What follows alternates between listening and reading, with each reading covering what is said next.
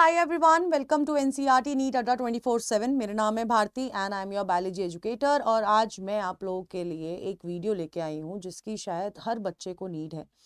बहुत सारे डाउट्स हैं बच्चों के मन में जब वो अपना एप्लीकेशन फॉर्म भर रहे हैं। कुछ बच्चों ने एप्लीकेशन फॉर्म भर भी लिया होगा, लेकिन कुछ बच्चे कहीं ना कहीं किसी ना किसी स्टेप पे अटक गए होंगे। तो मैंने जो लाइव लिया था एप्लीकेशन फॉर्म का स्टेप बाय स्टेप फिलिंग का, उस पे बहुत सारे मतलब फ्लड हो गया है डाउट्स का।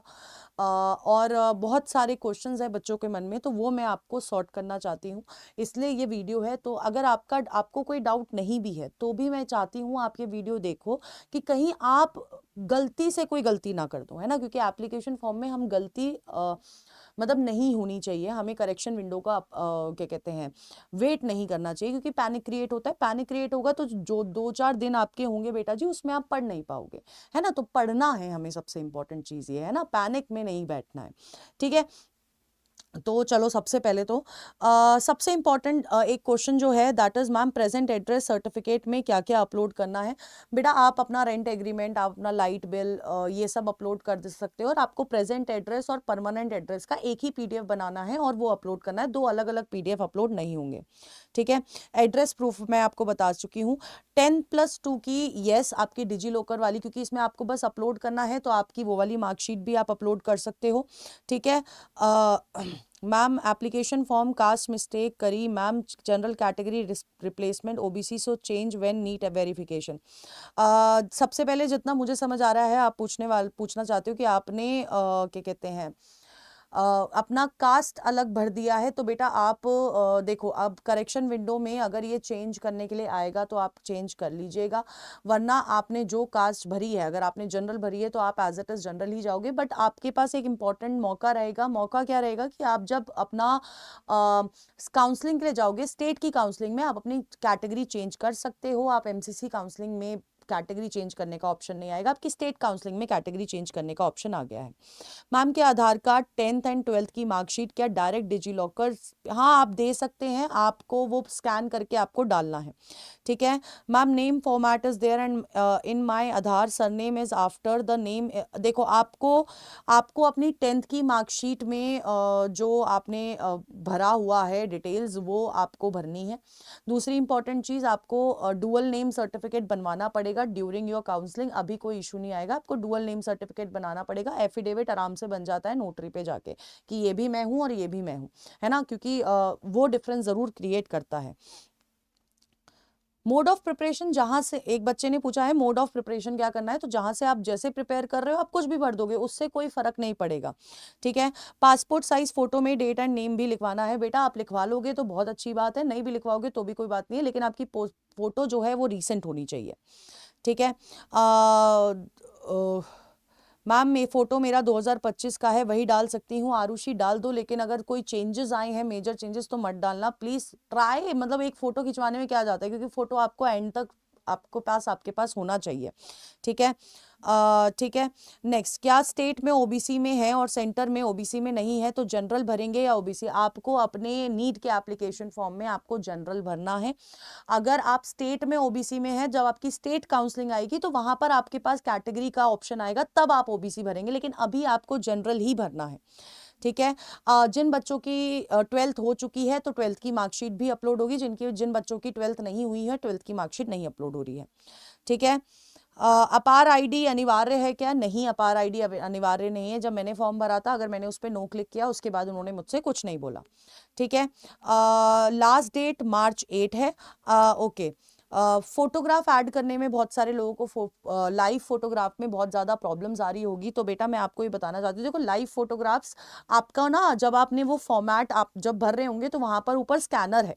आप उसको, अगर आप लैपटॉप से नहीं हो पा रहा, आप उसको स्कैनर को अपने फ़ोन से स्कैन करेंगे तो भी आपका वो सेम पेज ओपन हो जाएगा, और उसके बाद आपको नीचे कैप्चर लाइव फोटो पे क्लिक करना है, और कोशिश करिएगा पीछे का बैकग्राउंड आप क्या कहते हैं वाइट रखिएगा, और लाइट पड़नी चाहिए मुंह में, क्योंकि आपका ये जो मुंह है वो आपका जो लाइव फोटोग्राफ में है और आपके आधार कार्ड में मैच होना चाहिए। ठीक है, ma'am if all the lines and curves of our fingerprints are not visible, देखो ऑल दी लाइन से मैटर नहीं करता, बट आप जितना ज़्यादा क्लियर आप रखना चाहोगे रख सकते हो, आपको उतना ज़्यादा क्लियर रखना है। खासकर ये जो मिडल पोर्शन होता है ये बहुत क्लियर होना चाहिए, ठीक है।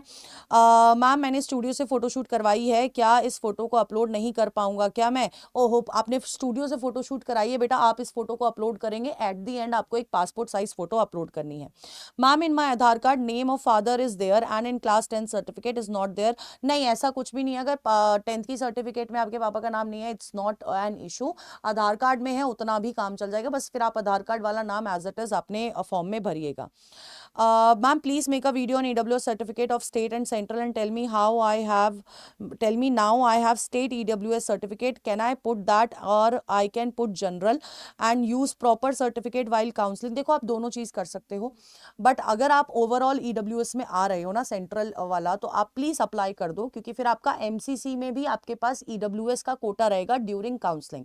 स्टेट में तो ऑब्वियसली आप चेंज कर सकते हो, आपके पास ऑलरेडी सर्टिफिकेट है, बट स्टेट वाला भी आपको क्या करना पड़ेगा, रिन्यू करवाना पड़ेगा, क्योंकि नेक्स्ट फाइनेंशियल ईयर का अप्रैल के बाद का आपका सर्टिफिकेट होना चाहिए, ठीक है। तो आई वुड सजेस्ट कि आप अगर अभी अप्लाई करने दोगे तो भी आपका जो एक रिसिप्ट मिलती है आप वो भी अपलोड कर दोगे, तो उससे भी काम बन जाएगा, ठीक है।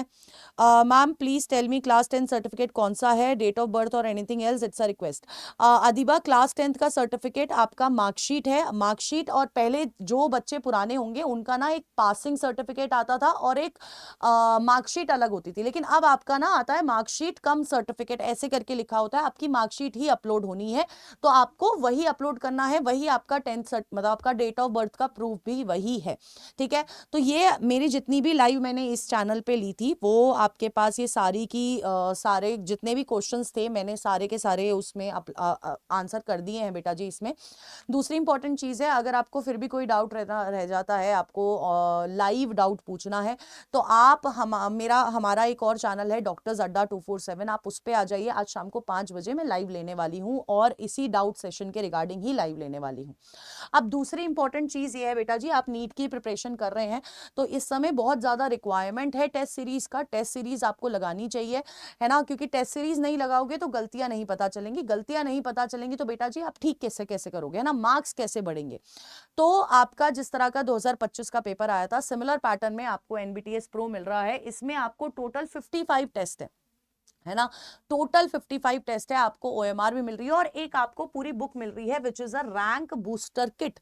अब अगर मैं इस रैंक बूस्टर किट की बात करती हूं, अगर ये आपको घर पे हार्ड कॉपी चाहिए तो आपको ये पूरा एनबीटीएस प्रो पड़ेगा 1599 का, और अगर आपका ई बुक से भी काम हो जाएगा तो 1199 का आपके पास ये पूरा का पूरा पड़ने वाला है।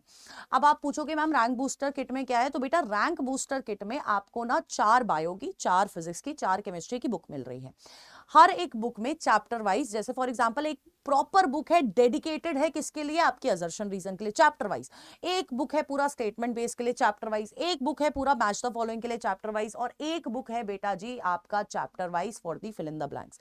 यानी कि आपके एनसीईआरटी लाइंस एक साथ बहुत अच्छे से हर एक फॉर्मेट में रिवाइज हो जाएगी, तो ये आपको जरूर लेना चाहिए। और चाहे आप ई बुक ले लो, चाहे आप हार्ड कॉपी वाला ले लो, अगर आपको ये हार्ड कॉपी में चाहिए बस आपको कोड यूज करना है ZBBS to get the maximum discount, तब ये आपको 1199 और 1599 की पड़ेगी, वरना इसका प्राइस आप देख रहे हो ज्यादा, मतलब थोड़ा ज्यादा है, ठीक है।